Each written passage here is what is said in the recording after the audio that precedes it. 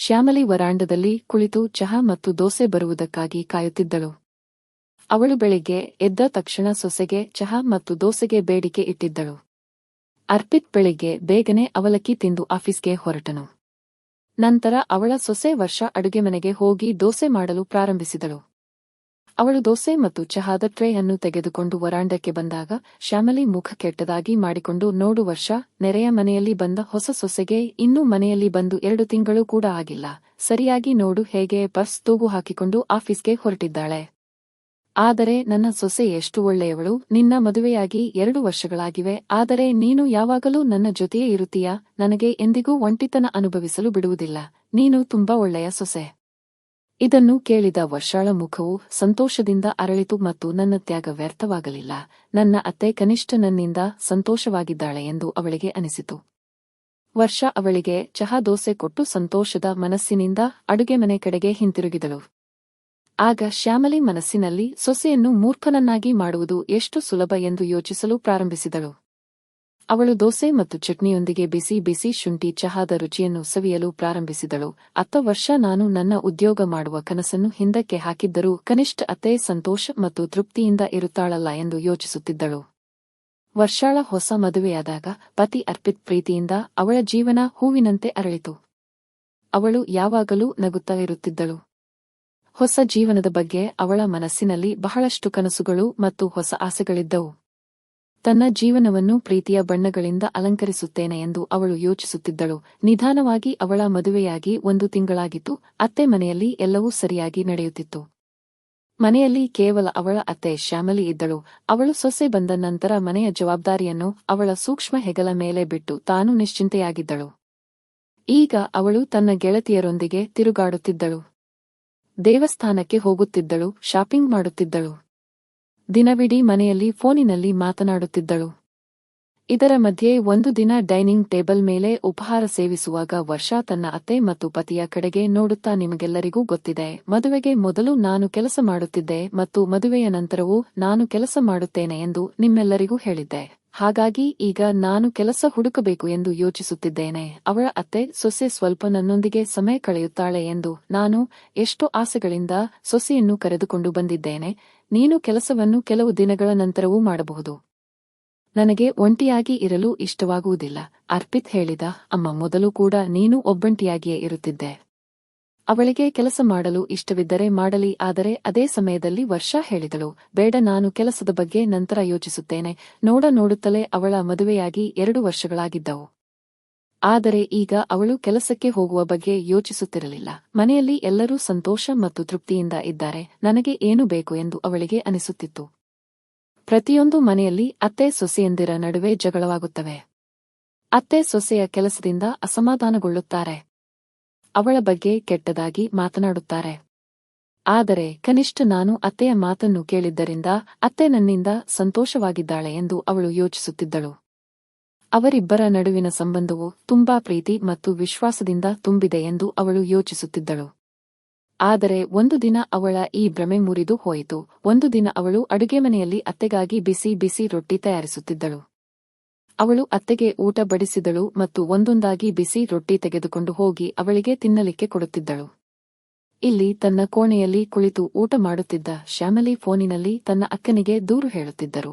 ಸೊಸೆ ಮನೆಯಲ್ಲಿ ಇರುವುದೇ ಇಲ್ಲ, ಅವಳಿಗೆ ಮನೆಯಲ್ಲಿರಲು ಮನಸ್ಸೇ ಬರೋದಿಲ್ಲ. ನೋಡು, ನಾನು ತಣ್ಣನೆಯ ರೊಟ್ಟಿ ತಿನ್ನಬೇಕಾಗಿದೆ. ಆಗ ಬಿಸಿ ರೊಟ್ಟಿ ತೆಗೆದುಕೊಂಡು ಬರುತ್ತಿದ್ದ ವರ್ಷ ಎಲ್ಲವನ್ನೂ ಕೇಳಿಸಿಕೊಂಡಳು. ಅವಳು ಊಹಿಸಲು ಸಹ ಸಾಧ್ಯವಿರಲಿಲ್ಲ, ಮುಖಾಮುಖಿಯಾಗಿ ಇಷ್ಟು ಸಿಹಿಯಾಗಿ ಮಾತನಾಡುವ ತನ್ನ ಅತ್ತೆ ತನ್ನ ಬಗ್ಗೆ ಫೋನಿನಲ್ಲಿ ಈ ರೀತಿಯ ದೂರು ನೀಡುತ್ತಾರೆ ಎಂದು. ಅವಳಿಗೆ ತುಂಬಾ ಆಶ್ಚರ್ಯವಾಯಿತು.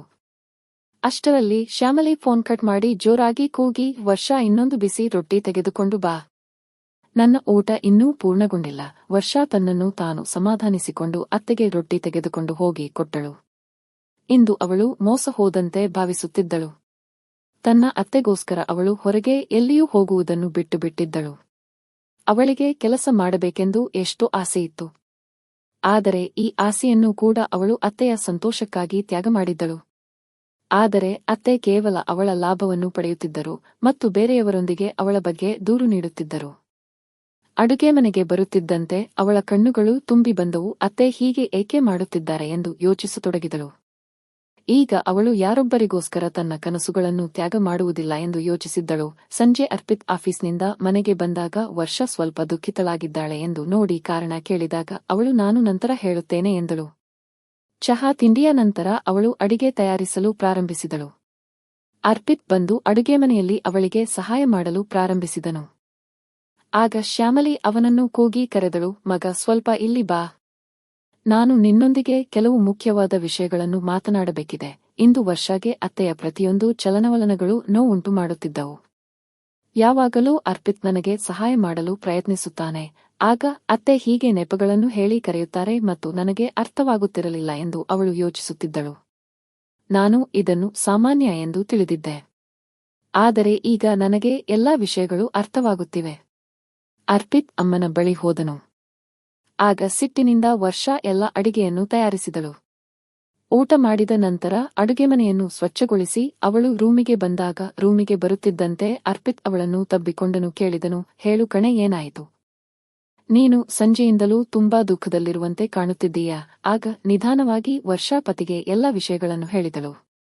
ಅಮ್ಮ ಯಾಕೆ ಹೀಗೆ ಮಾಡುತ್ತಿದ್ದಾರೆಂದು ಅರ್ಪಿತ್ ಆಶ್ಚರ್ಯಚಕಿತನಾದನು. ಅವಳು ಮದುವೆಯಾದ ನಂತರ ನಾನು ಕೆಲಸ ಮಾಡುವ ಬಗ್ಗೆ ಮಾತನಾಡಿದಾಗ ಅತ್ತೆ ನನ್ನನ್ನು ಭಾವನಾತ್ಮಕವಾಗಿ ಬ್ಲ್ಯಾಕ್ಮೇಲ್ ಮಾಡಿ ಕೆಲಸ ಮಾಡದಂತೆ ತಡೆದರು.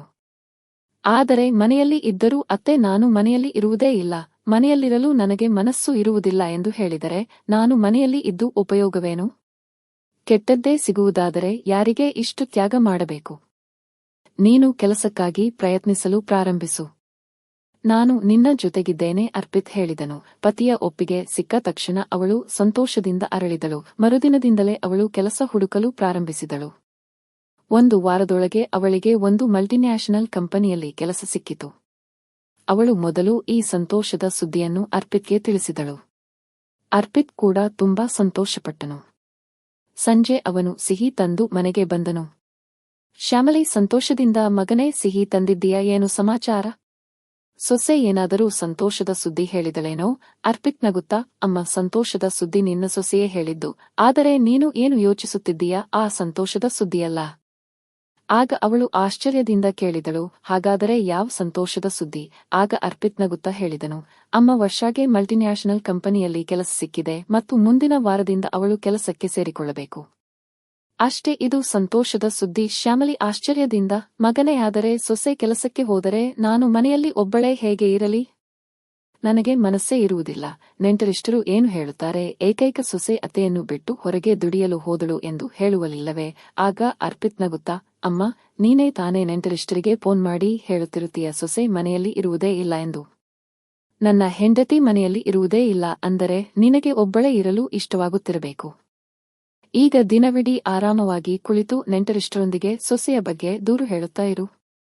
ಮತ್ತು ಅವಳು ಕೂಡ ತನ್ನ ಕನಸುಗಳನ್ನು ಮತ್ತು ತನ್ನ ಆಸೆಗಳನ್ನು ಪೂರೈಸುತ್ತಾಳೆ. ಅದನ್ನು ಅವಳು ಕೆಟ್ಟದಾಗಿ ಭಾವಿಸುವುದಿಲ್ಲ.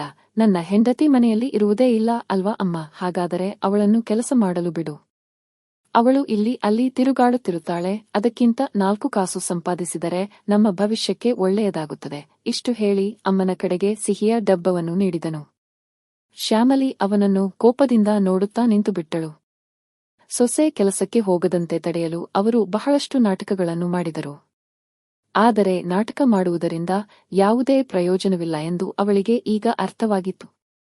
ಆದ್ದರಿಂದ ಮುಂದಿನ ವಾರದಿಂದ ವರ್ಷ ಕೆಲಸಕ್ಕೆ ಹೋಗಲು ಪ್ರಾರಂಭಿಸಿದಳು.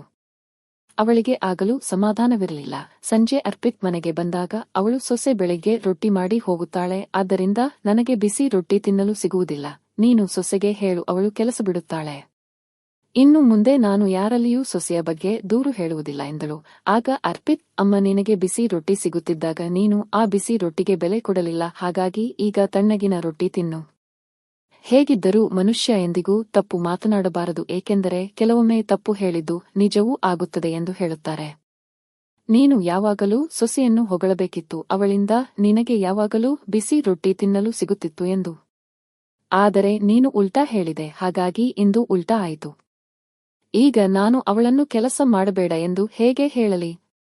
ಆದರೆ ತಪ್ಪು ನಿನ್ನದೇ ಇತ್ತು. ಮತ್ತು ನಿನಗೆ ಬಿಸಿ ರೊಟ್ಟಿ ತಿನ್ನಲು ಅಷ್ಟೊಂದು ಇಷ್ಟವಿದ್ದರೆ ನೀನೇ 4 ರೊಟ್ಟಿ ಮಾಡಿಕೋ ಅಥವಾ ರೊಟ್ಟಿಯನ್ನು ಬಿಸಿ ಮಾಡಿಕೋ. ಇದರಲ್ಲಿ ದೊಡ್ಡ ವಿಷಯವೇನಿಲ್ಲ. ಹೇಗಿದ್ದರೂ ನಿನ್ನ ಅನುಕೂಲಕ್ಕೋಸ್ಕರ ಅವಳು ತನ್ನ ಕನಸುಗಳನ್ನು ತ್ಯಾಗ ಮಾಡಿದ್ದಳು, ಆದರೆ ನಿನ್ನ ಚಟುವಟಿಕೆಗಳಿಂದಾಗಿ ಅವಳು ಕೆಲಸ ಮಾಡಲು ನಿರ್ಧರಿಸಿದ್ದಾಳೆ. ಆದ್ದರಿಂದ ಇದರಲ್ಲಿ ಈಗ ನಾನು ಏನೂ ಮಾಡಲು ಸಾಧ್ಯವಿಲ್ಲ. ಇಷ್ಟು ಹೇಳಿ ಅವನು ತನ್ನ ರೂಮಿಗೆ ಹೋದನು. ಸ್ವಲ್ಪ ಸಮಯದ ನಂತರ ಸೊಸೆ ಕೂಡ ಮನೆಗೆ ಬಂದಿದ್ದಳು. ಆದರೆ ಶ್ಯಾಮಲಿ ಅವಳೊಂದಿಗೆ ನೇರವಾಗಿ ಮಾತನಾಡುತ್ತಿರಲಿಲ್ಲ. ಆದರೆ ಈಗ ವರ್ಷಾಗೆ ಈ ವಿಷಯದಿಂದ ಯಾವುದೇ ಬೇಸರವಾಗುತ್ತಿರಲಿಲ್ಲ, ಏಕೆಂದರೆ ಅತ್ತೆಗೋಸ್ಕರ ಅವಳು ಎಲ್ಲವನ್ನೂ ಮಾಡಿ ನೋಡಿದ್ದಳು. ಆದರೂ ಅವಳಿಗೆ ಕೆಟ್ಟದ್ದೇ ಸಿಕ್ಕಿತ್ತು. ಆದ್ದರಿಂದ ಈಗ ಅವಳು ಅತ್ತೆಯಿಂದ ಯಾವುದೇ ಒಳ್ಳೆಯದನ್ನು ನಿರೀಕ್ಷೆ ಮಾಡುತ್ತಿರಲಿಲ್ಲ. ಸ್ನೇಹಿತರೆ, ವರ್ಷಾ ತೆಗೆದುಕೊಂಡ ನಿರ್ಧಾರ ಸರಿಯಾಗಿತ್ತೋ ಅಥವಾ ತಪ್ಪೋ ನಿಮಗೆ ಏನು ಅನಿಸುತ್ತದೆ? ನಿಮ್ಮ ಅಭಿಪ್ರಾಯವನ್ನು ಕಾಮೆಂಟ್ ಮಾಡಿ ತಿಳಿಸಿ. ಮತ್ತು ಹೊಸ ಕಥೆಗಳಿಗಾಗಿ ನಮ್ಮ ಚಾನೆಲ್ ಅನ್ನು ಸಬ್ಸ್ಕ್ರೈಬ್ ಮಾಡಿ. ಧನ್ಯವಾದಗಳು.